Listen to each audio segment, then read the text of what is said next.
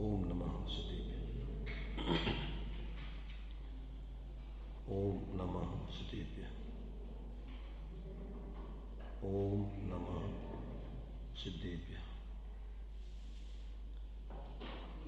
मंगलम भगवान वीरो मंगलम गौतमोऽन्यं मंगलम कुंदकुंदाद्यं जयमिदमोऽस्तु मंगलम सर्वमंगलमांगल्यं सर्वकल्याणकारकं प्रधानं सर्वधर्माणां जैनं जयतु शासनं जैनं जयतु शासनं वन्दितो सर्वसिद्धे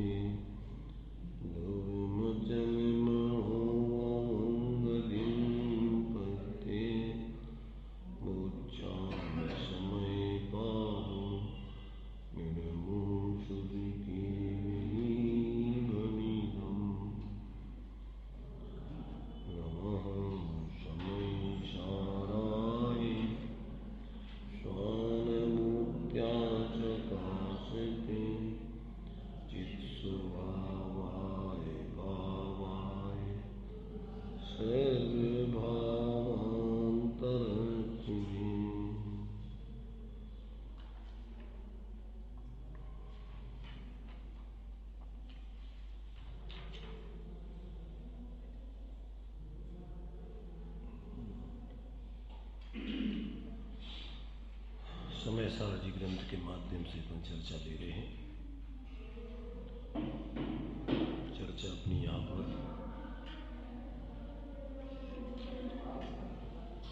ज्ञान से कर्म नहीं होता है, अज्ञान से कर्म बंद होता है। इसका मतलब दो प्रकार का ही जीवन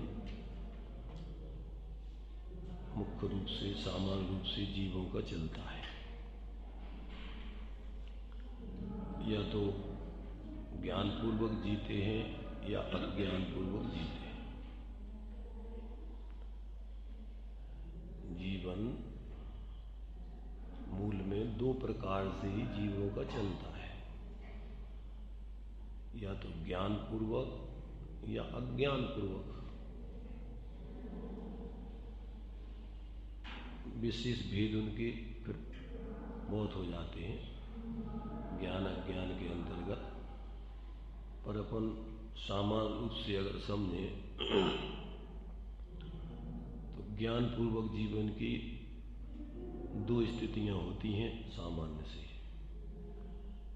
एक होती है मोक्ष मार्ग रूप साधक दशा, जिसको अपन अंतरात्मा बोलते हैं, और दूसरी दशा होती है परमात्म दशा, जिसको अपन अरहंत सिद्ध अवस्था बोलते हैं।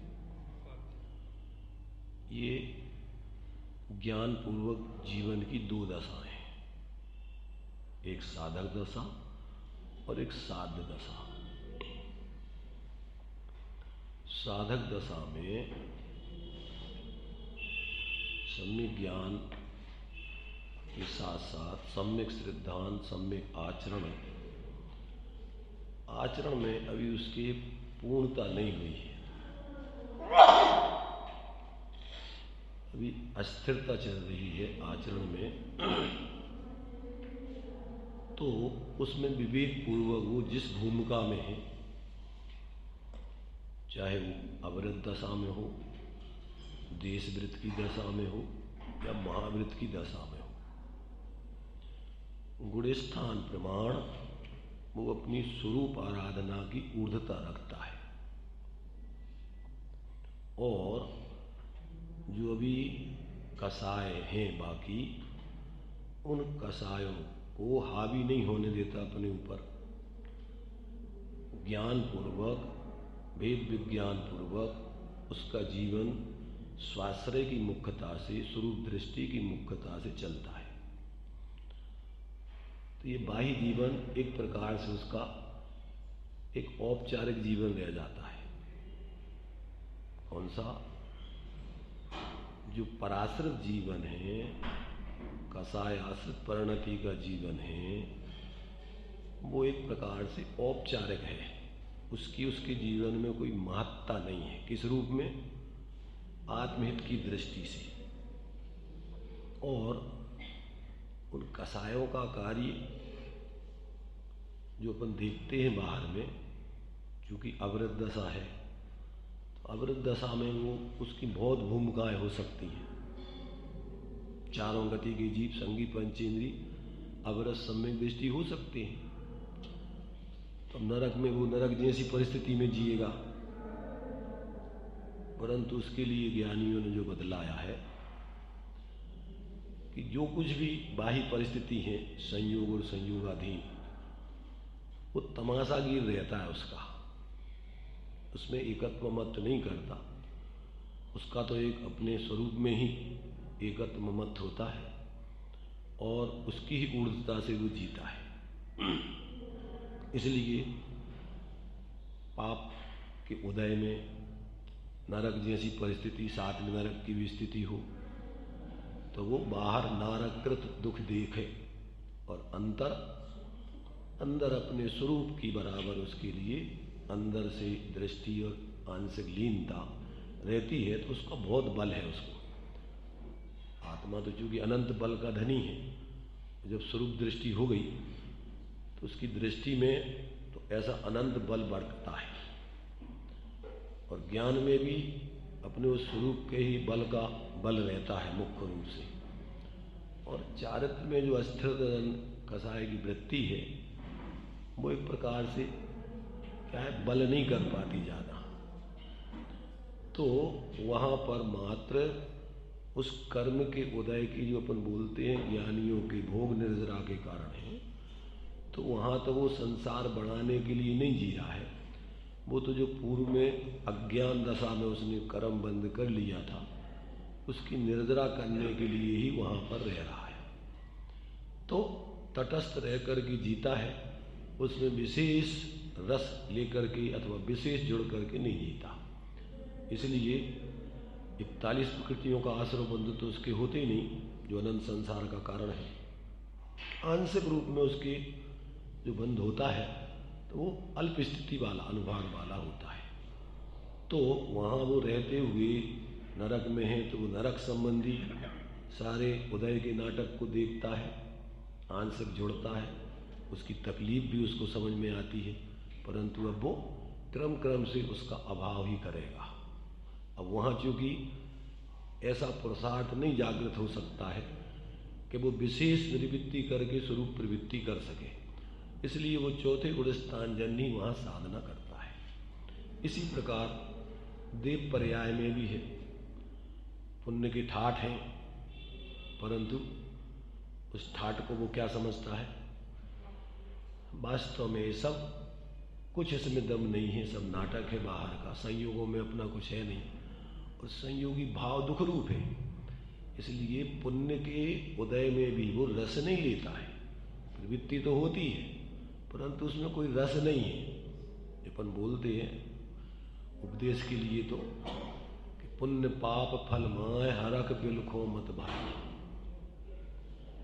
ये तो अपन सब जीवों को समान रूप से प्रेरणा देते हैं, क्योंकि यह पुद्गल पर आय उपज बिन से तीर्थाई। ये सब पुद्गल की अवस्थाएं हैं, और उस पुद्गल के उदय में जितना भी अस्थिरता जन जुड़ान होता है, वो सब आकुलता रूप है। चाहे पुण्य के उदय का जुड़ान हो तो उसमें सुख बुद्धि तो है ही नहीं, उसमें तो वास्तव में देखा जाए तो कौन सी बुद्धि है, इंद्रिय सुख, सुख नहीं दुखी है। जो अपन बोलते हैं कि पाप को तो पाप सारी दुनिया जानती है, पर पुण्य को भी पाप आत्मा के अहितकारी दुख रूप जानने वाले कोई बिरले ज्ञानी होते हैं।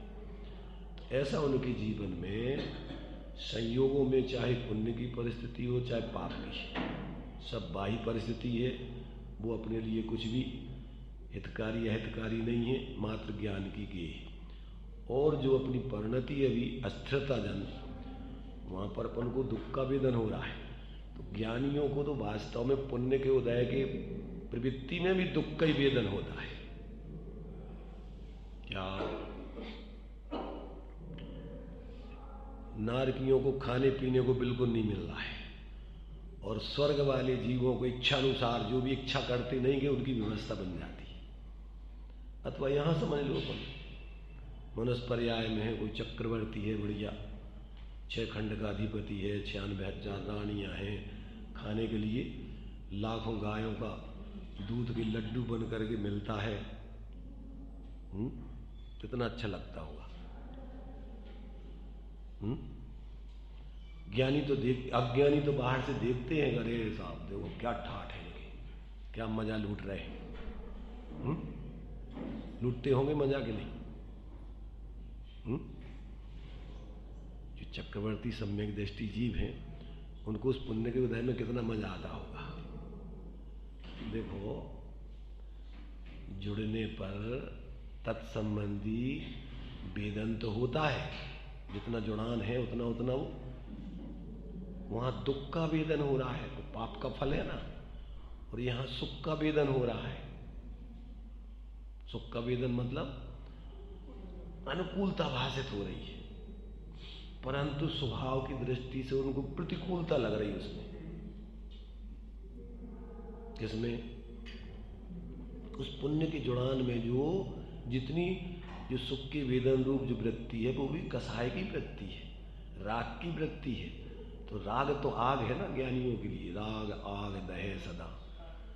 उसमें भी उनको आकुलता भाषित होती है कि ये विकल्प भी कब टूटें और कब हम अपने उस निर्विकल्प आत्मस्वरूप की आराधना पूर्ण रूपेण तन्मय होकर करें, उसका अतीन्द्रिय आनंद पूर्ण रूपेण भोगें। ऐसा दोनों परिस्थितियों में ज्ञानियों को लगता रहता है। अगर उस आश्रवों से ऐसा हे रूप भेद विज्ञान नहीं बरते तो वो सम्यक दृष्टि नहीं रह पाता। 7 तत्वों की भूल हो जाएगी ना फिर। आश्रव अगर जो रागादि भाव है, चाहे द्वेष भाव हो चाहे राग भाव है, ये आश्रव भाव है। तो उन आश्रव भावों में चाहे वो सुख वाला आश्रव हो चाहे दुख वाला वेदन हो, अपने लिए दोनों जो है सुख दुख ये कसाय की परिणति है। निमित्त तो है वेदनी कर्म। सुख का वेदन काय में होता है? साता वेदनी के उदय में सुख का वेदन होता है, और असाता वेदनी के उदय में दुख का वेदन होता है। पर जो सुख और दुख है वो कौन से गुण की परिणति है? वो चारित्र गुण की बेकारी परिणति है, राग द्वेष की। तो वो राग द्वेष की वृत्ति है, वो तो कसाय है और वो आकुलता रूप है। इसलिए ज्ञानियों को संपूर्ण बाह्य संयोगों की परिस्थिति, चाहे पुण्य के उदय वाली हो चाहे पाप के उदय वाली हो, दोनों में उनको दुख महसूस होता है। दुख परमार्थ की दृष्टि से, व्यवहारिक दृष्टि से अपन कहते हैं सुख दुख, वो भेद व्यवहार से है। परमार्थ से तो वास्तव में वो दुखी है, आकुलता रूप ही है। ऐसा ज्ञानियों के जीवन में बराबर बिल्कुल अविपरीत रूप से भेद विज्ञान बढ़ता रहता है। आश्रव दुखकार घनेरे, बुद्धिबंत तिने निर्वेरे। तो ज्ञानियों का ऐसा सम्यक ज्ञान जो बढ़ता है, उस ज्ञान में जो पर हैं उनको पर रूप जानते हैं, जो आश्रव बंध के भाव हैं उनको दुख रूप, दुख के कारण रूप जानते हैं, और जो संवर्ण जना हैं उनको एक देश सुख रूप, सुख के कारण जानते हैं, और जो मोक्ष रूप परिणति है उसको पूर्ण सुख रूप अवस्था जानते हैं। और अपना स्वभाव अनादि अनंत एक रूप है, जिसके अवलंबन से मोक्ष मार्ग प्रकट होता है, और जिसको भूल करके अपन निरंतर संसार के पात्र बने हुए। वो अपना स्वभाव, त्रैकालिक स्वभाव कैसा है? वो एक रूप है, ध्रुव रूप है, सामान्य रूप है। उसमें बंध मोक्ष की क्या है? भेद उसमें नहीं आते। पर वो कोई बंध मोक्ष से अथवा इन परिणतियों से सर्वथा परे नहीं है। इनमें रहते हुए वो एक रूप रहता है। जैसे अपन ने दृष्टांत के रूप में कल समझा था ना कि जैसे पंखा है तो पंखा चाहे वो चलता हो चाहे रुक जावे, परंतु पंखा पने से उसमें रुके हुए पंखे में चलते हुए पंखे में और रुके हुए पंखे में पंखे पने की दृष्टि से कोई अंतर नहीं पड़ता। पंखे पने की दृष्टि से वो ज्यों का त्यों एक रूप ध्रुव रहता है। समझ में आ रहा कि नहीं? चाहे वो चल रहा हो और चाहे रुक गया हो, पर पंखा पना उसमें ज्यों का त्यों चल रहा था तो भी वो उतना ही वैसे ही का वैसी पंखा पना उसका था, और रुक गया तो भी। ऐसे ही अपना जीव परिणति में चाहे संसार रूप दशा रूप परिणमन कर रहा हो और चाहे मोक्ष दशा रूप मोक्ष मार्ग या मोक्ष रूप दशा रूप परिणमन करे, पर जीवत्व पने से जीव पने से वो ज्यों का त्यों जीव रहता है। उसमें कोई अवस्था की दृष्टि से उसके ये संसार मोक्ष है, संसार मार्ग मोक्ष मार्ग है। तो जब अपने स्वरूप को जीव भूलता है और पर में मूर्छित होता है तो मिथ्यात अज्ञान और कसाय की दशाएं इसकी निरंतर परिणति में चलती हैं, और वही दुख है। दुख काय का है? क्षणिक परिणति में जो अपना परावलंबन बरतता है उसमें ही दुख है और उसमें ही सुखी होना है। और द्रव्य पने से वस्तु ज्यों की त्यों रहती है, उसमें कुछ नहीं होता, जिसको अपन द्रव्य बोलते हैं।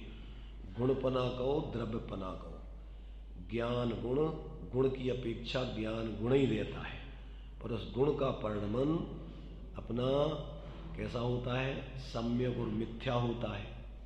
उस गुण का परिणमन अपना मति ज्ञान, सुतक ज्ञान, अवधि ज्ञान, मनःपर्य ज्ञान, केवल ज्ञान रूप होता है। उस गुण का परिणमन कुमति ज्ञान, कुश्रुत ज्ञान, कुवधि ज्ञान होता है। नाणम अठ्ठव्यप्पम मदिसुद ओही अणाण नाणाणी मण पज्जय केवल मभी पचक्ष परोक्ष बेयम चे। पर गुण वो ही है, एक गुण का ही परिणमन है। तो गुण पने से कैसा है? वो ध्रुव ज्यों का त्यों, उस गुण पने से वो कुछ नहीं होता है। उन पर्यायों में वो गुण गुण ही रूप रहता है। अब उस परिणति में वो जानपना क्या कर रहा है? शरीर को आत्मा जान रहा है, तो शरीर आत्मा नहीं बन जाएगा, उसका जानना मिथ्या हो गया परिणति में। क्या कहा?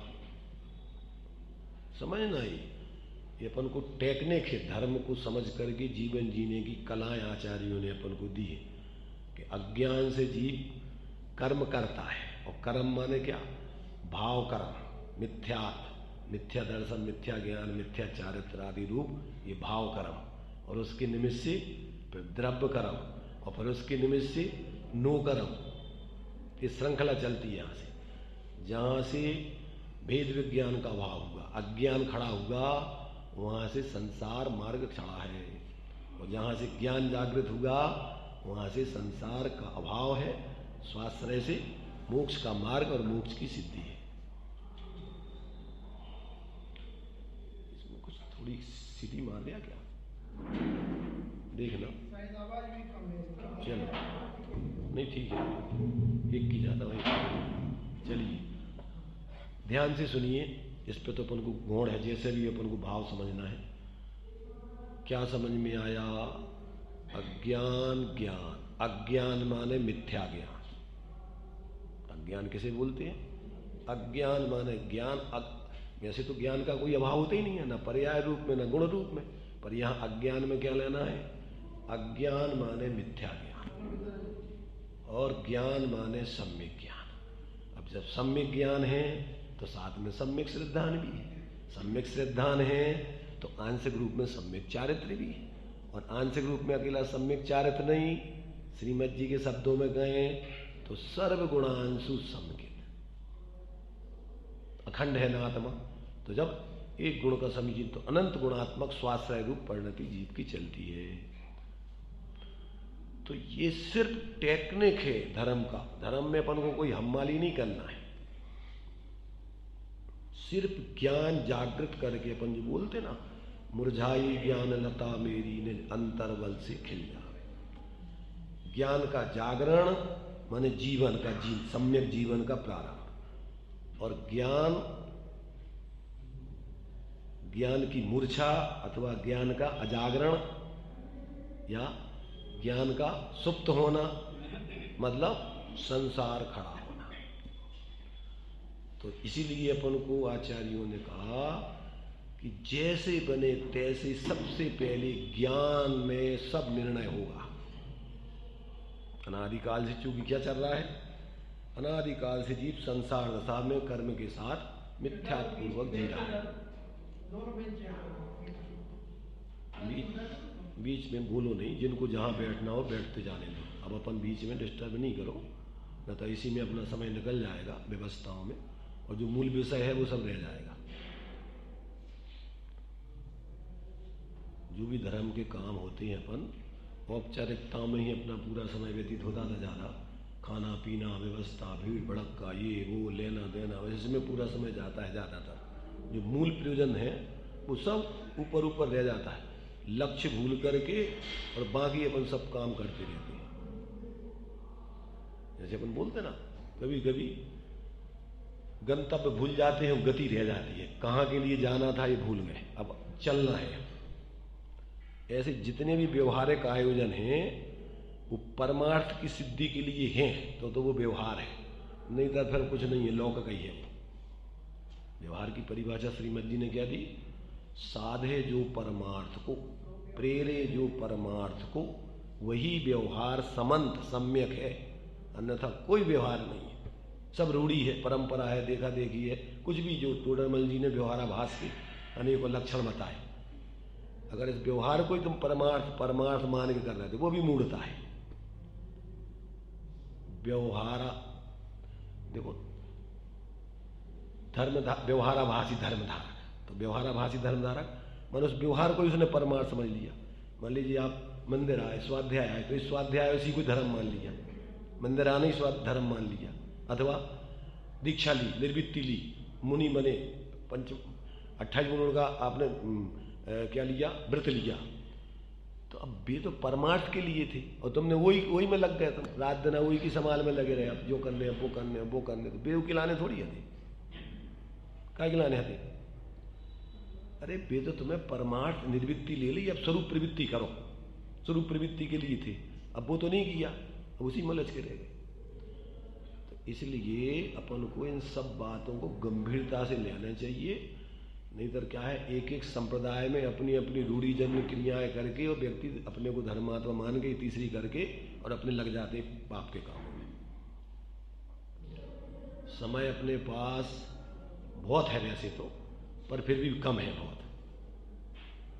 लौकिक कार्यों की अपेक्षा देखें तो अपन धार्मिक कार्यों को कितना समय निकाल पाते, और उसमें भी अपन फिर बाहर के इसी में उठा पटक में पूरा कर दे तो कोई मतलब नहीं है उसका। सारा आयोजन तुम्हारा फेल है, फ्लॉप है। ज्ञान के जागरण करने के लिए अपन जितना भी आयोजन है व्यवहार धर्म का, ज्ञान के जागरण के लिए है। और ज्ञान जागृत हो गया तो आप जहां भी रहोगे अब होशपूर्वक जियोगे, चाहे घर गृहस्थी की दशा हो, चाहे निर्वृत्ति की दशा हो, वहां आप अपने को ठगोगे नहीं। और अपने को नहीं ठगोगे तो दूसरों को ठगने में भी निमित्त नहीं बनोगे। दूसरों के साथ में भी तुम धोखा नहीं कर सकते, दूसरों को भ्रम में डालने का कोई आयोजन नहीं करोगे, कोई लौकिक प्रयोजन साधने के लिए आप वहां कोई प्रवृत्ति नहीं करोगे। आपकी प्रवृत्ति काय के लिए होगी? स्वपरहित के लिए, जैसे बने तैसे अपना और दूसरों का हित हो। यही वास्तव में ईमानदारी का जीवन है। तो घर गृहस्थी में रह कर के भी अकेले मोह से एक दूसरे की पूर्ति करने में कसायों की नहीं लगे रहना चाहिए। श्रीमद जी ने लिखा कि घर गृहस्थी में जो रहता है अगर ज्ञानी, तो अपने परिवार को धर्म मार्ग पर चढ़ावे। पत्नी हो, बच्चे हो, माँ बाप हो, जो भी हो, उनको भी धर्म मार्ग में लगावे। नहीं तो क्या है, जानवरों में अपन में क्या अंतर है? आहार निद्रा भय मैथुनम च सामान्य मेतद पशु भी नराणाम धर्मो ही तेसाम अधको विशेषो धर्मेण ही न पशु भी समान। अपने में और पशुओं में अंतर काय का है? या श्रेष्ठ मनुष्य या जीवों की श्रेष्ठता में और अश्रेष्ठता में अंतर का है कि ज्ञानपूर्वक जीना वो जीवन का, मनुष्यों का क्या, जीवों के जीवन की सार्थकता है, और अज्ञानपूर्वक मूर्खतापूर्वक जीवन जीना वही जीवन की निरर्थकता है, बर्बादी। चाहे तुम पशु हो और चाहे मनुष्य हो, उसमें कोई अंतर नहीं पड़ता।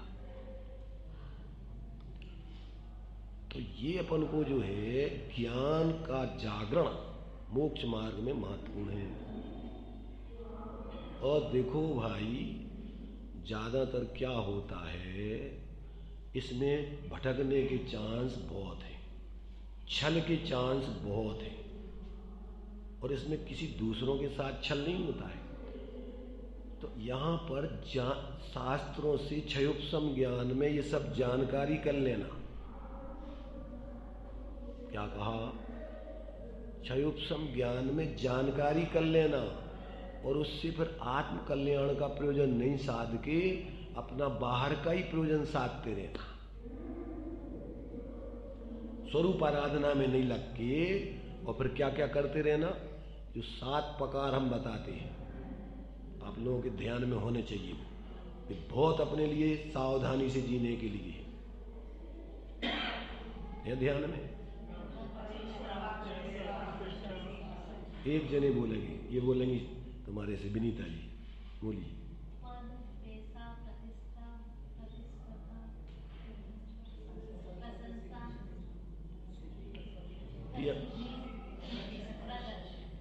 ये अनुमानित अपन को नहीं, शंका वाले नहीं, अपन को ये जीवन में अपने 24 घंटे चल रहे हैं। ये पग पग पर भेद विज्ञान करने के लिए दिमाग में अपने रहने चाहिए बिल्कुल। यदि आपने शास्त्रों का अध्ययन कर लिया, समझ लिया, तो क्या इन 7 चीजों के पोषण में उसको लगा रहे, प्रयोग कर रहे, क्या इसके शोषण में तोड़ने के लिए स्वरूप आराधना में लगा रहे? ज्ञान का मत सबसे पहले बताया है। शास्त्र पढ़ लिए, जानकारी कर ली, और अपने फूल के अकड़ के चलने लग गए। हम बहुत जानकार हैं, दूसरों को मूर्ख समझ के और अपने को श्रेष्ठ समझ के बस उनको ही समझाने में और अपना प्रयोजन साधने में ख्याति लाभ का समय पूरा करना, ये अपने को ठगना है। मुनिराजों को भी 22 परिसयों में 2 परिसय ये ज्ञान संबंधी है। एक है अज्ञान परिसय और एक है प्रज्ञा परिसय। क्षयोपशम ज्ञान ज्यादा हो तो उसकी अकड़ में नहीं आ जाना, अपने सहज रह करके स्वरूप आराधना करना। उस क्षयोपशम ज्ञान के ज्यादा उसमें दिखावे में और अपने आप को विशेष बताने में, दूसरों को कम बताने में, इसमें मत लगाना उसको। यह है प्रज्ञा परिसय। प्रज्ञा अज्ञान परिसय नहीं है, ये प्रज्ञा परिसय है।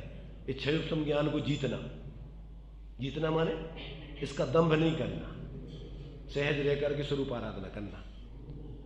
और एक है अज्ञान परिसय। अज्ञान परिसय क्या कहलाता?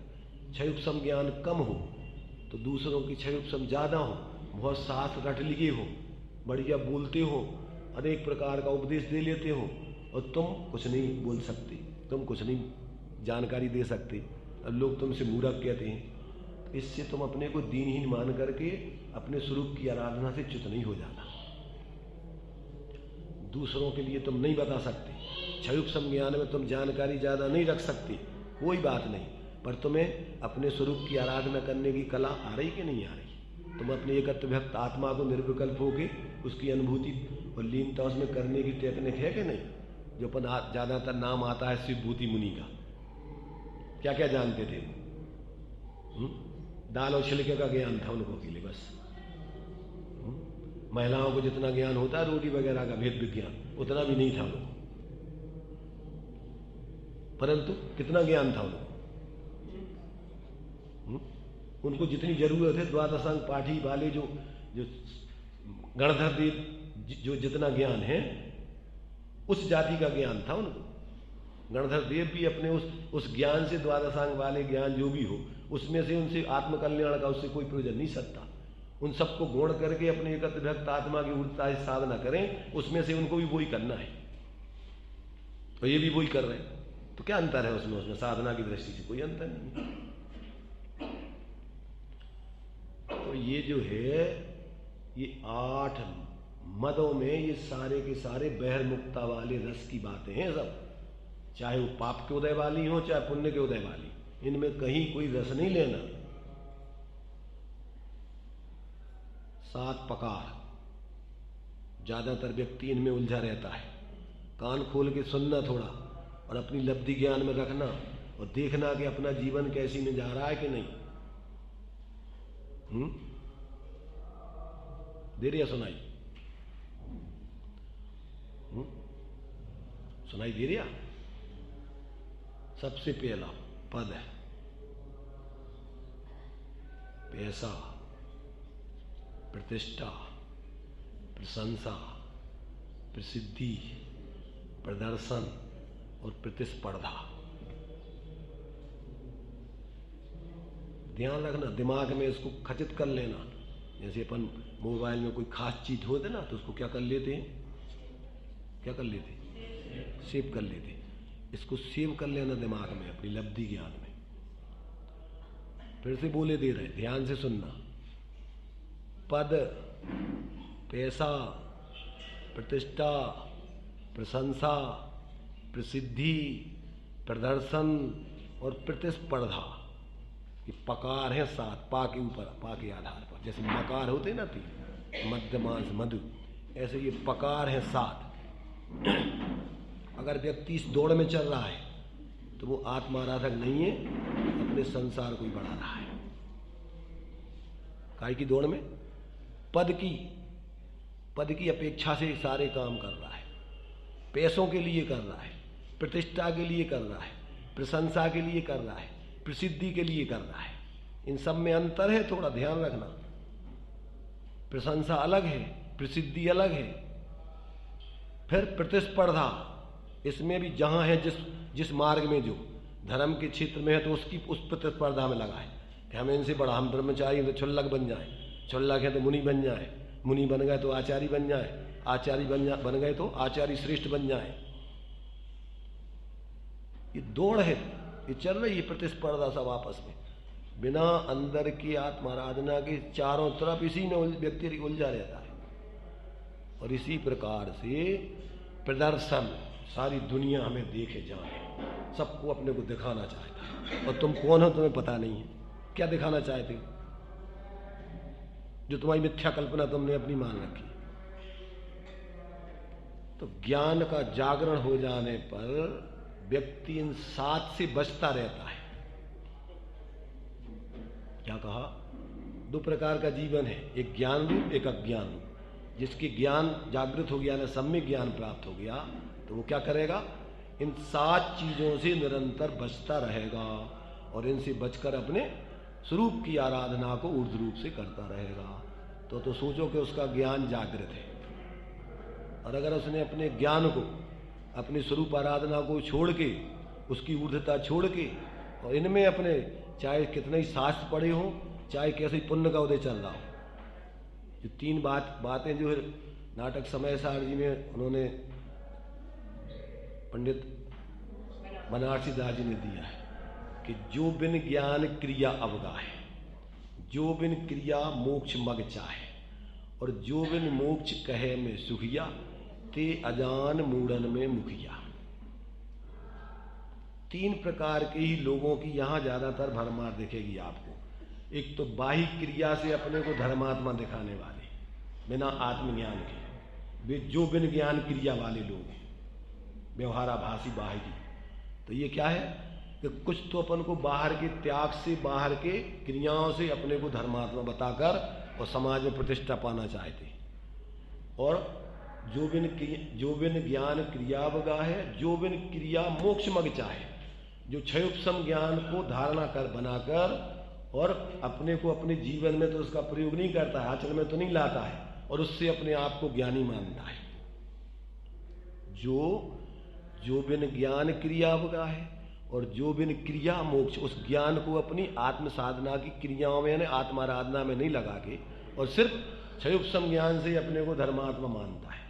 तो एक तो क्षयोपशम ज्ञान वाले सिर्फ लोक में प्रतिष्ठा पाते हैं, मान सम्मान लेते।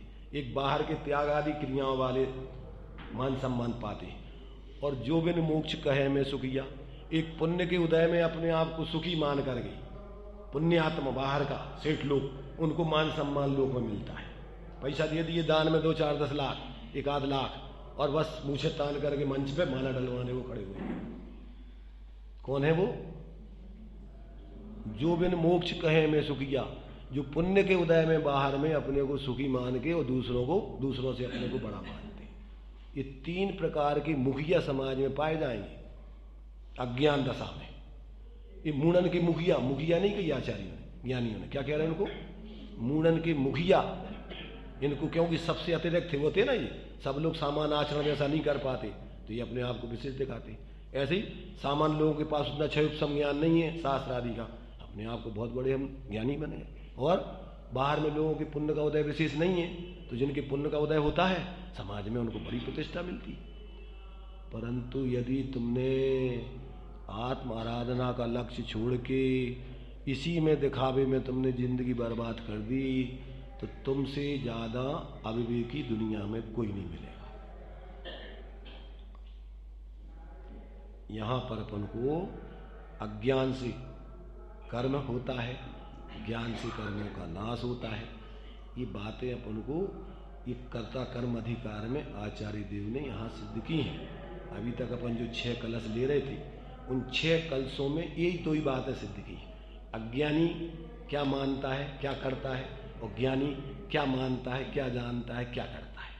तो अभी तो अपन ने, चूंकि टाइम अपने पास कम है, आज अपना थोड़ा दूसरा भी सब लोगों ने आयोजन रखा है, तो अपन उसकी भी सब लोगों की चर्चा जो करना है उसको अपन सुनेंगे। तो ये तो अपन ने अभी शॉर्ट में जो अभी अपना चर्चा चल रही थी 3 अभी यहाँ पर, उसका हमने अपनी भाषा में आपके सामने रखा है। और ये पूरा सार है जनागम का। अगर इसको अपन होशपूर्वक जिएंगे तो अपना जीवन कहीं भी रहो, आप अपने को ठगोगे नहीं, और दूसरे व्यक्तियों के लिए भी आप ठगने में निमित्त नहीं बनोगे, उनको भी आत्महित का ही कारण बनोगे। तो ये अपन को जो है इसकी तो चर्चा अपन क्रम से जो कर रहे हैं वो करेंगे। अभी तो अपन अपनी इस बात को यहीं विराम देते हैं। और जो अपने भाई संजीव जी गोधा, जो सबके लिए धर्म के मार्ग में लगाने के लिए विशेष प्रेरणा स्रोत थे, अचानक उनका जो देहावसान हो गया, उस संबंध में सब लोग एक प्रकार से प्रेरणा, इसमें प्रेरणा दिवस है, अपन उनसे प्रेरणा लें। क्या प्रेरणा लेना है, अपन को किस प्रकार से अपना जीवन जीना चाहिए, जीवन का कोई भरोसा नहीं, तो उनके माध्यम से उनके जीवन आदि संबंध में विचार करते हुए अपन अपने जीवन को कैसे जीना है, ये सब अपन उससे प्रेरणा लेंगे। तो उसके संबंध में अभी अपन सब लोग आए हैं, तो अपने अपने विचार रख के चर्चा करेंगे। इसलिए अभी अपन इस चर्चा को यहीं विराम देते हैं, बाद में जो है इसके बारे में अपन चर्चा करेंगे।